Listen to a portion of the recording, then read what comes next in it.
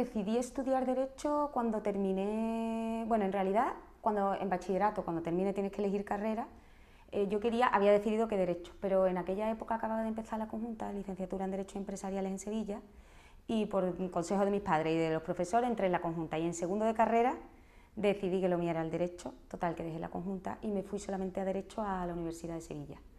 También con la idea de estudiar una oposición. Empecé un poquito una oposición y cuando terminé la carrera y ya era el momento de meterse de lleno en la oposición, decidí que lo mío era el ejercicio de la abogacía. Entré en Silva Valdés y hasta hoy.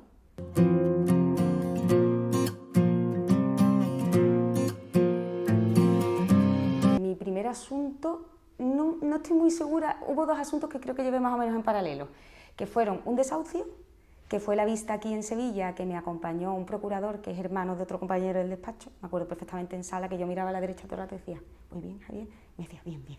Lo recuerdo muy bien porque lo ganamos, porque en las testificales cité como testigo a dos testigos y en las preguntas me di cuenta que se estaban contradiciendo y lo ganamos por eso, que también fue la primera vez que me ponía la toga, era la primera vez. Unos nervios horribles, la verdad me moría de los nervios y nada, es la sensación de que, bueno, que es el paso más desde que tú decides ser abogado a cuando empiezas a ejercer, ¿no? Para mí es muy significativo, de hecho es un símbolo, la toga, entre otras cosas entiendo que de respeto. Y pues la verdad que lo recuerdo perfectamente. Ponerme la toga a día de hoy me sigo poniendo nerviosa cuando me pongo la toga.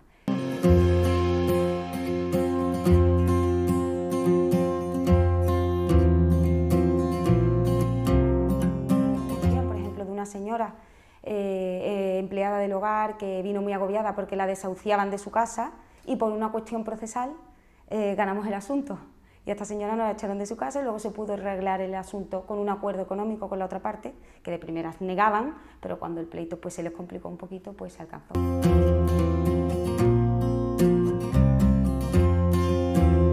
Lo puedo resumir en evolución, es decir, entré sin saber cómo se sale de la carrera y todo lo que sé lo he aprendido en Silva Valdés prácticamente, te podría decir. Rafael Silva es el que me ha enseñado el ejercicio de la profesión. Me he casado aquí, he tenido mis 4 niños aquí y bueno, al fin y al cabo es el sitio donde he crecido profesionalmente, pero también muy en paralelo con mi vida personal y ha sido muy progresivo y muy bien.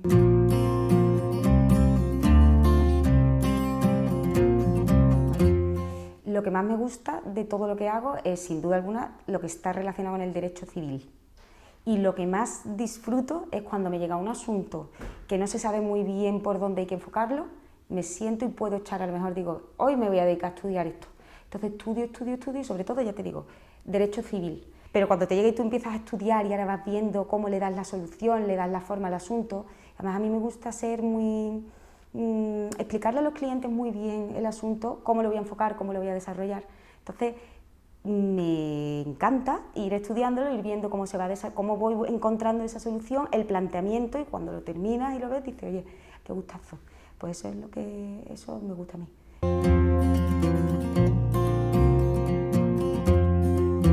Yo creo que esta profesión, desde que yo empecé a ejercer la abogacía ahora, sí que ha tenido una evolución. Fundamentalmente creo que derivada de la entrada en Sevilla de despachos grandes y que han hecho pues, que los despachos medianos o pequeños tendamos a especializarnos o a unirnos entre despachos pues, para poder llegar al volumen de trabajo pues, que demandan determinados clientes. Cuando yo empecé a ejercer yo creo que había muchísimos más despachos pequeños en los que había a lo mejor un abogado o 2 abogados que eran abogados generalistas, un poco lo que yo me puedo considerar, y que llevaban pues, a sus clientes de toda la vida y estudiaban a ese cliente, lo asesoran en prácticamente todo. Creo que también ahora lo que se hace es que como los despachos crecen, pues dentro del despacho se puede especializar a cada uno de los abogados en un área concreta. Eso te permite también llevar mayor volumen de trabajo y al final pues facturas a otro nivel y puedes cobrar un poco menos.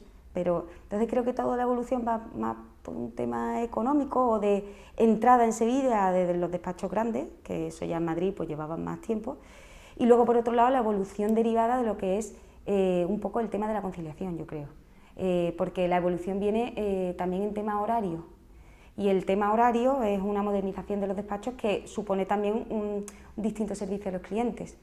Cuando yo entré en el despacho, un cliente venía un viernes a las 7 de la tarde a reunirse contigo y lo atiendes. A día de hoy es muy raro que el cliente quiera venir y que un despacho, bueno, pues salvo una necesidad, que desde luego los abogados hay veces que no tenemos más remedio. O sea, es decir, que ha habido ahí una evolución, creo que en todo, en el tipo de servicio que se presta y en cómo se estructuran los despachos.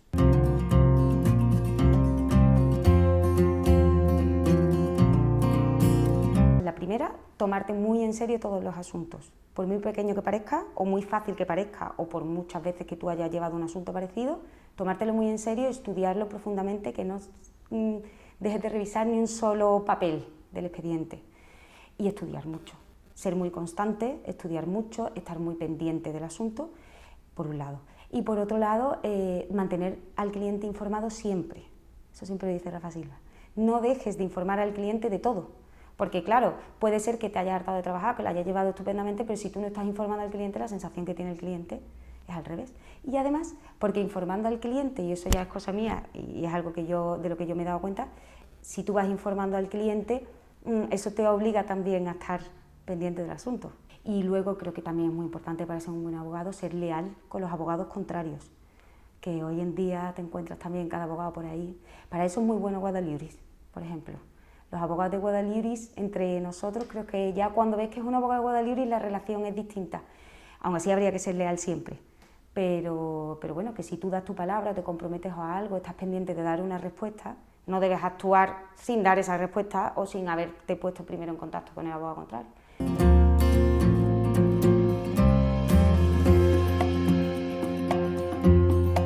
La situación de la mujer en la abogacía actual se puede decir que a lo mejor complicada en determinadas circunstancias. En cuanto al techo de cristal, yo no he tenido techo de cristal y tampoco me he sentido en el despacho ni mucho menos, o sea, yo siempre me he sentido en absoluta igualdad con mis compañeros. De hecho, yo miro para atrás y yo creo que mi crecimiento en el despacho ha sido por mi trabajo y por mi esfuerzo y desde luego nunca pensando en que yo fuera mujer u hombre por comparación. De hecho, yo he tenido 4 hijos en el despacho, con lo cual podría haber sido un problema y en absoluto. Pero sí que es verdad que hablando con otras amigas abogadas o compañeras abogadas, ese techo de cristal en algunas ocasiones sí existe. O por lo menos eso es lo que me transmiten o lo que he visto en alguna ocasión. Y creo que es que eso es una cuestión y otra es la igualdad entre hombres y mujeres. ¿Qué es la igualdad entre hombres y mujeres? Que no somos iguales. Y esta profesión te exige, bueno, entiendo que todas las profesiones, pero en esta profesión tú puedes estar siempre trabajando y nunca acabas. ¿Qué significa esto? Que si tú eso lo quieres conciliar con tu vida familiar, pues es más complicado. Y entonces creo que ahí sí los hombres y mujeres somos distintos. El papel de una mujer madre y el papel de un hombre padre y abogado los dos, creo que no estamos en igualdad de condiciones. Pero creo que no es una cuestión tanto de desigualdad por machismo, no, creo que es más una cuestión de que, bueno, que somos distintos y que hay que terminar de adaptarnos a que las mujeres estamos ahí, igual que los hombres, y que podemos ser igual de buenas que los hombres en esta profesión.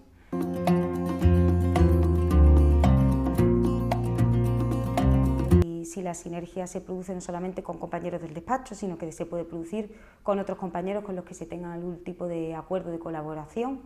Por ejemplo, creo que a través de Guadaljuris eso se ha mejorado mucho, se consigue pues al final mejorar el servicio que se da al cliente. Lo que tú conoces no solamente por lo que estudias, sino por tu experiencia, le da muchísimo valor. Bueno, pues si tienes a alguien con quien compartir eso y beneficiarte de su experiencia, pues es muy beneficioso.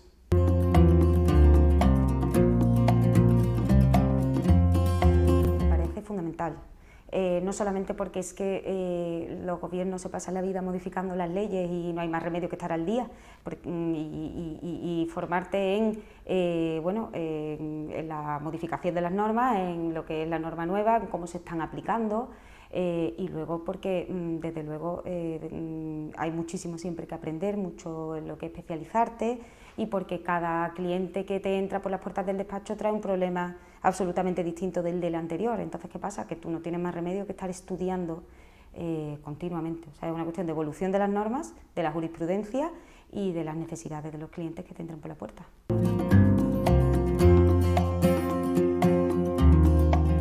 Desde mi punto de vista, el papel de Guadaljuris es fundamentalmente crear unión entre los pequeños y medianos despachos de Sevilla, que nos permita pues, o bien acceder a determinados clientes que precisa que nos unamos para eso, para el servicio que demandan, que permita pues, dar formación de calidad a los que formamos parte de estos despachos y que eso nos permita no solamente bueno, acceder a esa formación, que a lo mejor de forma individual resulta más difícil o incluso en algún caso imposible, sino pues precisamente pues que los que formamos parte de los despachos estemos a lo mejor no en igualdad de condiciones, pero que podamos competir con aquellos que forman parte de despachos internacionales, pues bueno, que le dan muchísima importancia a la formación y que, bueno, pues que pueden acceder a determinados clientes que van buscando un tamaño de despacho que pueda responder a sus necesidades. Entonces yo creo que es fundamental ese papel. Y luego también creo que es muy importante, por otra evolución que yo he ido viendo desde que empecé a trabajar en el despacho, en el comportamiento de los abogados. Creo que es fundamental que no perdamos de vista que los abogados estamos representando los intereses de nuestros clientes, pero que no estamos enfrentados. Y para eso Guada Libris creo que desempeña un papel muy importante, no solamente porque se repite mucho cuando hay cualquier evento de Guada Libris o cualquier formación, creo que se le da muchísima importancia a ese compañerismo y que yo he echado en falta los últimos años mucho, como así no lo echaba en falta al inicio del ejercicio de la profesión, no sé si porque no me daba cuenta o porque eso ha ido, creo que a peor. Y desde luego es una alegría cuando tú ves que un asunto buscas al abogado contrario y forma parte de Guada Libris. O sea que yo creo que tiene un papel importantísimo.